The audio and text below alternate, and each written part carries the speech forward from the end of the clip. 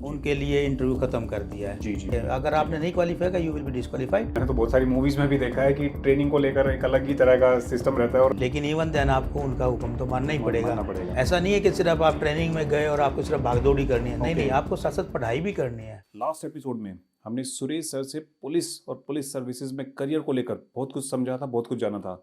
So let's continue our discussion with the dynamic personality, with the amazing personality and the assistant commissioner of police mister Suresh Kaushik. अब बात करते हैं sir exams की।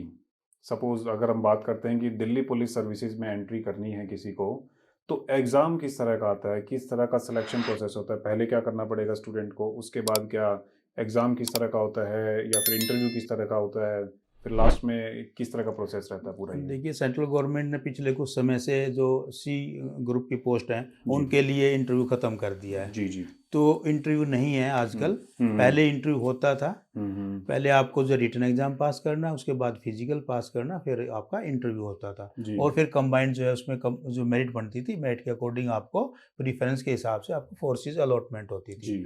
अभी जो है एसएससी ने ऑनलाइन ये एग्ज़ाम होता है। ऑनलाइन एग्ज़ाम में 4 पार्ट होते हैं उसके।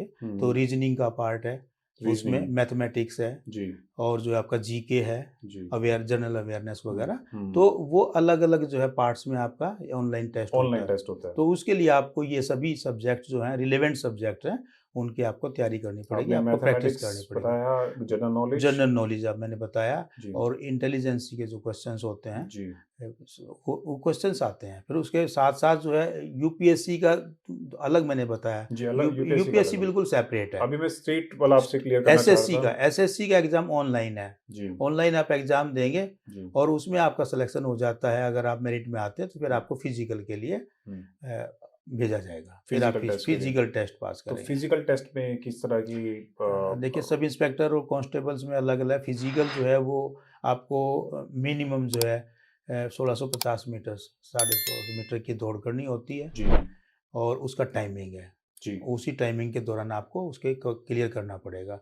उसमें आपका लॉन्ग जंप भी है, हाई जंप भी है। जी। आपकी मेजरमेंट है, चेस्ट है आपका, हम्म। चेस्ट भी वो पूरा होना हाइट। चाहिए, हाइट पूरी होनी हाइट चाहिए। की कितने पैरामीटर हैं कि हाइट एटलीस्ट कितना चाहिए?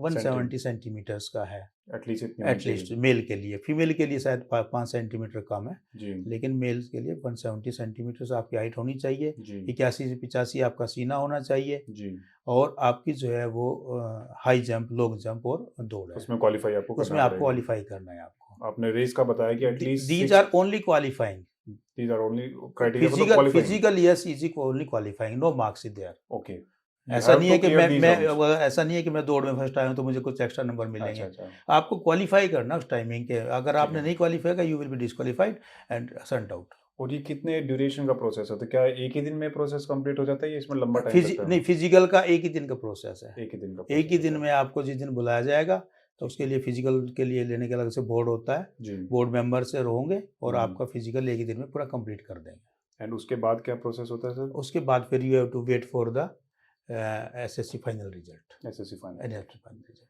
और दिल्ली पुलिस की अगर बात करें तो लगभग सेम प्रोसेस दिल्ली पुलिस का भी this same her process. State का इसी तरह से प्रोसेस रहता है। I think so. ठीक है, ठीक है। अब बात करते हैं सर, सपोज एक कैंडिडेट का सिलेक्शन हो जाता है पुलिस सर्विस में और उसने एग्ज़ाम भी क्वालिफाई किया, अच्छे मार्क्स भी लिए, मेरिट लिस्ट भी आ गया है, उसने फिजिकल भी क्वालिफाई कर लिया।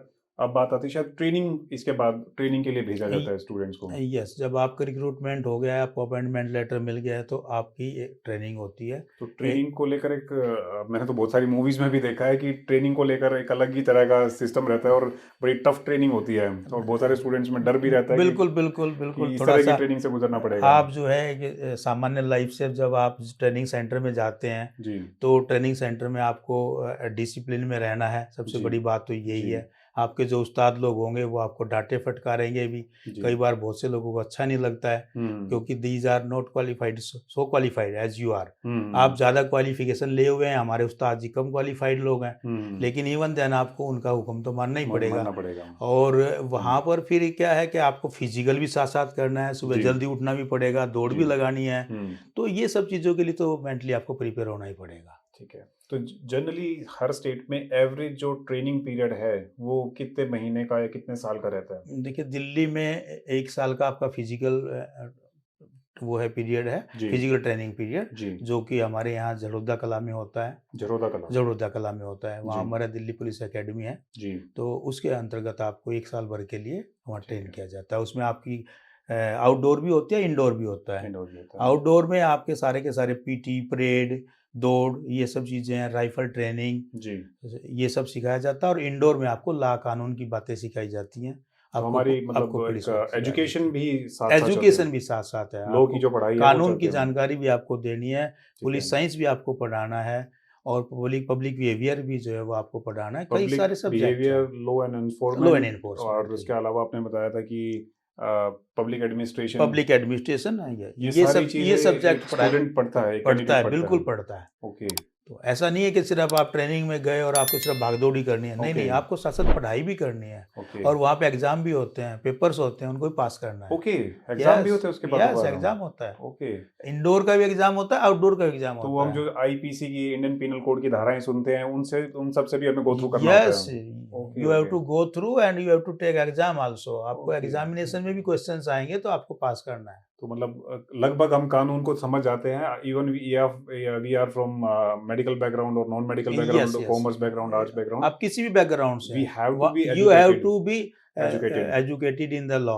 ओके यस, राइट आपको कानून की जानकारी भी दी जाएगी और कुछ प्रैक्टिकल भी कराए जाएंगे प्रैक्टिकल भी कराए कि जाएंगे आपको केस स्टडीज करना है, केस स्टडी आपको दी जाएंगी, जी आपको खुद केस बनाना भी है वहाँ पे। ओके तो ये सारी चीज़ें भी सिखाई जाती ये हैं। सारी चीजें भी कराई जाती हैं उसके बाद आप जब ट्रेनिंग सेंटर से बाहर आएंगे जी तो आपकी प्रैक्टिकल ट्रेनिंग होगी। फिर प्रैक्टिकल हाँ, उसको हमारे यहाँ पे डी कोर्स बोलते हैं। डी तो कोर्स ABCD ओके 4 कोर्सेज में वो बटा है, वो सारा जी करिकुलम। जी जी और उसमें अलग अलग ड्यूटीज आपको करनी है। ए कोर्स में आपको थाने की ड्यूटीज करनी है, जी आपको स्टैटिक जो वर्क सीखना है, मॉलखाना, रिकॉर्ड मोरर, ड्यूटी ऑफिसर्स वगैरह के काम सीखने हैं। जी और उसके बाद आपका बी कोर्स होता है। बी कोर्स में आप इन्वेस्टिगेटिंग ऑफिसर के साथ रहेंगे, जी छोटी मोटी इमरजेंसी कॉल अटेंड करेंगे, कंप्लेंट अटेंड करेंगे, ओके पेट्रोलिंग करेंगे। फिर उसके बाद सी कोर्स आता है। सी कोर्स में आपको प्रोसिक्यूशन के साथ जाना है कोर्ट में। आप कोर्ट में कोर्ट की जाना है प्रोसीडिंग देखेंगे कि कैसे हमारा केस हम फाइल करते हैं, कैसे उसकी स्क्रूटनी होती है, कैसे केसेस फिर कोर्ट में लड़े जाते हैं। ओके तो वो सी में है। और डी में फिर यू आर फुल फ्लेज, आपको इंडिपेंडेंट चार्ज भी दिया जा सो सकता it starts from A and and to D है। यस, ए से डी तक होता है कितना लंबा प्रोसेस होता है सर ये ये 1 ईयर, 1 ईयर का ये प्रोसेस 1 ईयर होता है प्रोसेस है। So after completion of that physical training, a candidate comes out of the academy. Yes, और आने के बाद they direct are attached with the police stations police stations. and they complete their D course.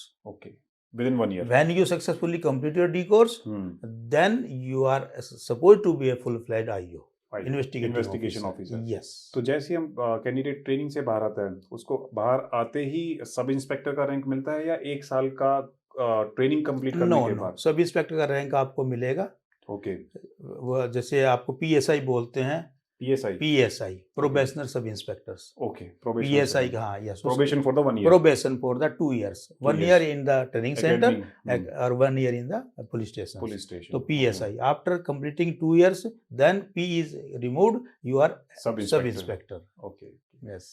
तो sub inspector से लेकर DGP शायद सबसे बड़ा रैंक होता होगा किसी स्टेट में Yes, deputy general of police yes, DGP. तो अलग अलग रैंक किस तरह से है sir start from sub inspector उसके बाद क्या फिर उसके बाद Yes, क्या जैसे दिल्ली एक कमिश्नरेट है, जी कमिश्नरी सिस्टम है यहाँ पर। जी तो यहाँ जो है सबसे पहले जो है सब इंस्पेक्टर जो है वो प्रमोशन होती है इंस्पेक्टर की। इंस्पेक्टर यस, इंस्पेक्टर के बाद assistant commissioner of police ACP। हम्म और जनरली जो है एक सब इंस्पेक्टर जो भर्ती होता है वो ACP तक ही पहुंच पाता है अपनी सर्विसेज में अपनी सर्विसेज में। जी कोई इक्का दुक्का जो है additional deputy commissioner of police पहुंच जाता है। जी और उसके बाद जो डायरेक्ट लोग आते हैं UPSC के थ्रू, यूपीएससी के थ्रू उनका रैंक, उनकी प्रमोशन अलग है। जी एक जैसे दानिप्स आएगा तो DNP से स्टार्ट हो गए असिस्टेंट कमिश्नर ऑफ पुलिस, जी देन एडिशनल DCP, जी देन DCP, जी उसके बाद जो है additional CP, additional additional CP,